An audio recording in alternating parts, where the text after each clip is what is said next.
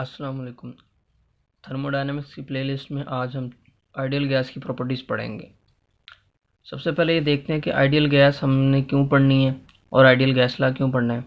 जबकि ideal gas real में होती तो है नहीं, एग्जिस्ट करती नहीं है, तो आइडियल गैस को पढ़ने का फ़ायदा क्या है। तो उसके आंसर हैं कुछ। इसमें एक ये है कि जो रियल गैसेज हैं हमारे पास, उन पर अप्लाई होती है ideal gas law low density पे। और दूसरी बात यह है कि जब लो डेंसिटी हो, मींस लो प्रेशर हो और लो डेंसिटी हो, तो उस वक्त ये जो रियल गैसेज हैं, फॉर एग्जांपल ऑक्सीजन है, नाइट्रोजन और हीलियम है, इनकी जो प्रॉपर्टीज़ हैं जो कि पहले एक दूसरे से डिफरेंट थी, वो कन्वर्ज करती हैं और कांस्टेंट वैल्यू को अप्रोच करती हैं। वो कन्वर्ज करती हैं और उनमें डिफरेंस कम होता जाता है। जैसे जैसे डेंसिटी लो होती जाती है, रियल गैसेज की प्रॉपर्टीज़ जो कि एक दूसरे से काफ़ी ज़्यादा डिफरेंट है, वो करीब आना शुरू हो जाती हैं, उनमें डिफरेंस कम होना शुरू हो जाता है। ये जो रियल गैसेस का बिहेवियर है लो डेंसिटीज़ पर, इसको रिप्रेजेंट करती है आइडियल गैस। और आइडियल गैस की प्रॉपर्टीज़ पढ़ने से, आइडियल गैस लॉ पढ़ने से हमें एक बेस मिलेगी जिससे हम रियल गैसेस को सही तरह समझ सकेंगे। इसकी प्रॉपर्टीज़ देखते हैं अब आइडियल गैस की।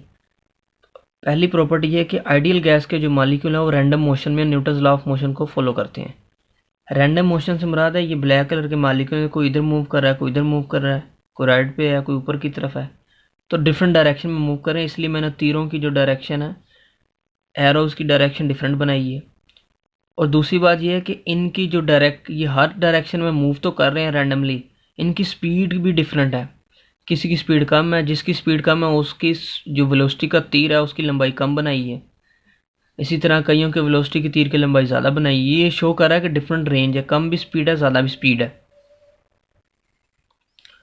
तो मैक्सवेल की मॉलिक्यूलर स्पीड डिस्ट्रीब्यूशन में, जो कि रियल गैसेस के लिए उसने ये ग्राफ है, बहरहाल इसको हम देखते हैं कि इसमें किस तरह डिफरेंट स्पीड के बारे में बताया गया। ये जो ब्लैक कलर की कर्व है, इसके अंडर जो area under the black curve shows number of molecules. अच्छा, नंबर ऑफ मॉलिक्यूल्स और पार्टिकल्स में क्या फ़र्क है। आइडियल गैस में सिंगल पार्टिकल हो या इसके ज़्यादा पार्टिकल हो, हम उसे मॉलिक्यूल ही कहेंगे।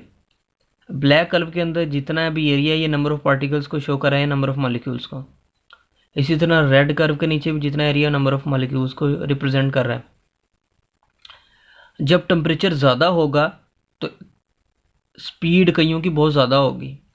तो ये एक्स एक्सिस पे स्पीड है, D V, speed change in speed है। तो अब देखें, V P stand for most probable speed, यानी सबसे ज़्यादा स्पीड, मोस्ट प्रोबेबल। 300 केल्विन पे स्पीड मोस्ट प्रोबेबल थोड़ी सी ज़्यादा है। ये 60 केल्विन पे मोस्ट प्रोबेबल स्पीड थोड़ी सी कम है, ये पीछे है, राइट साइड पे स्पीड बढ़ रही है। अच्छा, और इसमें ये बात है कि एरिया अंडर द कर्व दोनों का सेम है, इसलिए सेम होना चाहिए क्योंकि area under the curve shows number of particles. इसलिए जो रेड कर्व है ये थोड़ी सी ऊंची बना दी गई ताकि नंबर ऑफ पार्टिकल्स इन दोनों में बराबर हों। लेकिन ये शो कर रहा है कि जैसे जैसे टेम्परेचर बढ़ेगा कुछ मॉलिक्यूल की स्पीड ज़्यादा होगी। जैसे ये ग्रीन कलर का शेडेड एरिया है, ये जितना भी शेडेड एरिया आया है ये रिप्रेजेंट कर रहा है नंबर ऑफ मॉलिक्यूल्स जिनकी स्पीड इस इंटरवल में है। ये इंटरवल ज़्यादा पीछे वाले से, अगर कोई पीछे बनाएंगे तो वो शो करेगा कि इतने मॉलिक्यूल्स की स्पीड इस इंटरवल में है। अब ये बात तो हमने पढ़ ली, लेकिन अब इसमें आइडियल गैस का तो वैसे इतना नहीं था टॉपिक। ये मैक्सवेल की स्पीड डिस्ट्रीब्यूशन थी, इसकी डेरिवेशन और इसकी सारी इंटरप्रिटेशन मैक्सवेल की मॉलिक्यूलर स्पीड डिस्ट्रीब्यूशन में हम देखेंगे। पर हमने ये देख लिया कि जो गैस की स्पीड है, आइडियल गैस की जो स्पीड है, ये रियल गैसेस के लिए था। तो आइडियल गैस लॉ या आइडियल गैस को भी हम इसलिए पढ़ते हैं ताकि इसे रियल गैसेस को समझने में हमें आसानी हो। तो हमने देख लिया कि मॉलिक्यूल्स डिफरेंट डायरेक्शन में मूव करते हैं और उनकी स्पीड की रेंज भी डिफरेंट है। कईयों की बहुत कम होती है, कईयों की बहुत ज़्यादा होती है। एक ऐसी स्पीड होती है मोस्ट प्रोबेबल स्पीड होती है, यानी बहुत ज़्यादा मॉलिक्यूल्स की एक स्पीड होती है। दूसरा ये कि नंबर ऑफ पार्टिकल बहुत ज़्यादा है, नंबर ऑफ पार्टिकल बहुत ज़्यादा है, यानी नंबर ऑफ मॉलिक्यूल्स बहुत ज़्यादा, और rate at which momentum is delivered is constant है वो रेट जिस पे मोमेंटम डिलीवर होता है। इसका क्या मतलब है। इसका मतलब ये है कि जब एक मॉलिक्यूल दीवार के साथ टकराता है वो उसे कोई ना कोई मोमेंटम देता है। हम ये ज्यूम करते हैं कि नंबर ऑफ मॉलिक्यूल बहुत ज़्यादा है, इसलिए जो उसने मोमेंटम डिलीवर किया है किसी भी एरिया पर वो कांस्टेंट है। एक नंबर ऑफ मॉलिक्यूल जो है वो, एक तो ये हो गया कि इसमें नंबर ऑफ मॉलिक्यूल्स बहुत ज़्यादा है, दूसरा ये कि इसने जो मोमेंटम डिलीवर किया है, जब कोई भी मॉलिक्यूल, गैस का मॉलिक्यूल इधर दीवार के साथ टकराएगा, इधर दीवार के साथ टकराएगा तो वो उससे कोई ना कोई मोमेंटम देगा उस वाल्स को। एक पर है pressure exerted by gas molecules, एक डेरिवेशन है प्रेशर की कि हम एक उसमें रूम सा बनाएंगे, बॉक्स सा, उसमें डिफरेंट मॉलिक्यूल्स हैं। एक मॉलिक्यूल को लेंगे, वो एक मॉलिक्यूल फॉर एग्जांपल हम कहेंगे एक्स एक्सिस पे जाके टकराया तो उसकी वेलोसिटी थी प्लस वी, मास उसका था m, तो उसका इनिशियल मोमेंटम था mv। जब वो वापस आएगा, इससे टकरा के वापस आएगा, उसकी वेलोसिटी इस डायरेक्शन में हो जाएगी, पहले राइट साइड पे थी वेलोसिटी, दूसरी दफ़ा लेफ्ट साइड पे हो जाएगी, तो इसलिए उसकी वेलोसिटी माइनस वी हो जाएगी। तो पहले थी M V momentum, final momentum था माइनस एम वी, तो final momentum minus M V minus initial momentum M V, तो हो जाएगा माइनस टू एम वी। तो ये था चेंज इन मोमेंटम, इसको टाइम से डिवाइड कर देंगे तो ये जाएगा rate of change in momentum. इसी तरह गैस मॉलिक्यूल का जो जिसने मोमेंटम डिलीवर करना है, इसके बारे में हम एक पूरी डेरिवेशन करेंगे, इसलिए अभी इस पर इतनी ज़्यादा मैं एक्सप्लेन नहीं कर रहा इधर, उसकी मज़ीद आगे काफ़ी ज़्यादा डेरिवेशन है।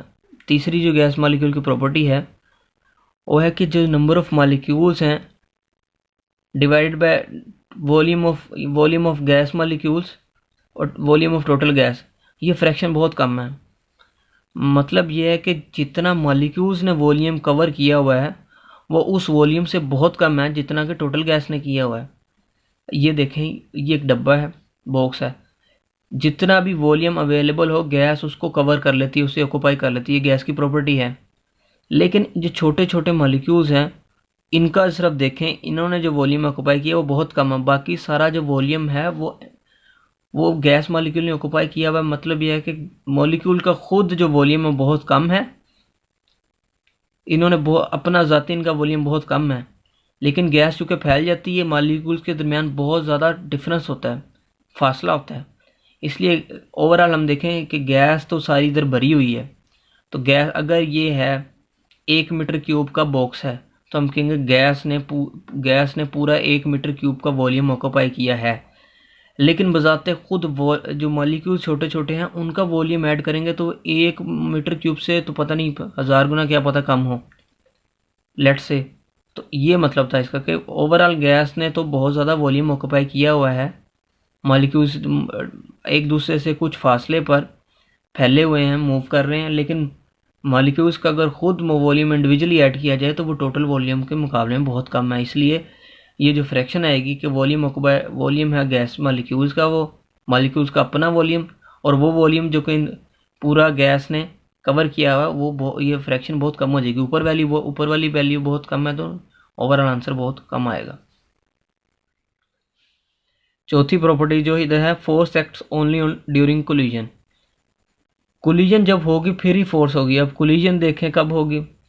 कोलिजन या तो हो सकती है ये ब्लैक कलर का मॉलिक्यूल बनाया है तो ये ब्लैक कलर का मॉलिक्यूल जब ये आपस में टकराएंगे तो उस वक्त तो फोर्स है। दूसरा चांस ये है कि एक मॉलिक्यूल कोई भी दीवार के साथ टकरा रहा है तो उस वक्त इन दोनों के दरमियान फोर्स होगी। तो फोर्स के दो चांस हैं, फोर्स तब होगी जब कोलिजन होगी, और कोलिजन दो किस्म की, या तो मॉलिक्यूल्स आपस में टकरा लें या वो वाल्स कंटेनर की वॉल के साथ टकरा लें। दूसरी बात है जब ये आपस में नहीं टकराएंगे इनके दरमियान कोई फोर्स नहीं है। तो मैंने लिख दिया एक मॉलिक्यूल ब्लू कलर का इधर है कि इधर, उन दोनों के दरमियान कोई फोर्स नहीं है। एक और जो है इसकी जो प्रॉपर्टी है वो ये है कि ये जिगजैग पाथ को फॉलो करते हैं। एक मॉलिक्यूल इधर था, इधर ये जा रहा है इस डायरेक्शन में, कंटेनर की जो वॉल है उसके साथ टकराया तो इस डायरेक्शन में आ गया, इधर टकरा के इस डायरेक्शन में आ गया, फिर इधर किसी मॉलिक्यूल से टकराया इधर आ गया। फॉर एग्जांपल इधर कोई मॉलिक्यूल पड़ा हुआ था उसके साथ टकरा के ऊपर चले गया, इधर से टकरा के नीचे आ गया। तो ये शो कर रहा है कि मॉलिक्यूल जिगजैग पाथ को फॉलो करते हैं और उनके दरमियान फोर्स तब एक्ट करती है जब मॉलिक्यूल के साथ टकराए या किसी दीवार के साथ टकराए। पांचवी प्रॉपर्टी है कि कोलिजन इसकी इलास्टिक है। इलास्टिक कोलिजन से मुराद है टोटल काइनेटिक एनर्जी कांस्टेंट रहेगी। और कुलियन का जो ड्यूरेशन है, टाइम है, वो बहुत कम है। जब कुलियन होती है तो उस वक्त पोटेंशियल एनर्जी होती है। पोटेंशियल एनर्जी का कॉन्सेप्ट है वो ड्यूरिंग कुलियन ही होता है। चूँकि कुलियन बहुत कम टाइम के लिए, इसलिए पोटेंशियल एनर्जी भी निग्लिजिबल है, ज़्यादातर काइनेटिक एनर्जी ही है। तो ये हमने पढ़ ली प्रॉपर्टीज़ आइडियल गैस की। अब समराइज़ करते हैं आइडियल गैस की प्रॉपर्टीज़ को। आइडियल गैस की जो एक हमने प्रॉपर्टीज़ पढ़ी, उनमें आइडियल गैस की जो प्रॉपर्टीज़ पढ़ी उनमें एक पहली प्रॉपर्टीज़ ये थी कि आइडियल गैस के मॉलिक्यूल्स रैंडम मोशन में होते हैं और न्यूटन्स के लॉज ऑफ मोशन को ओबे करते हैं, और इनकी स्पीड भी डिफरेंट होती है, डिफरेंट डायरेक्शन में मूव करते हैं, स्पीड की रेंज है काफ़ी। दूसरे, नंबर ऑफ पार्टिकल्स बहुत ज़्यादा है, मोमेंटम जिस रेट पर डिलीवर करते हैं वो भी कांस्टेंट है।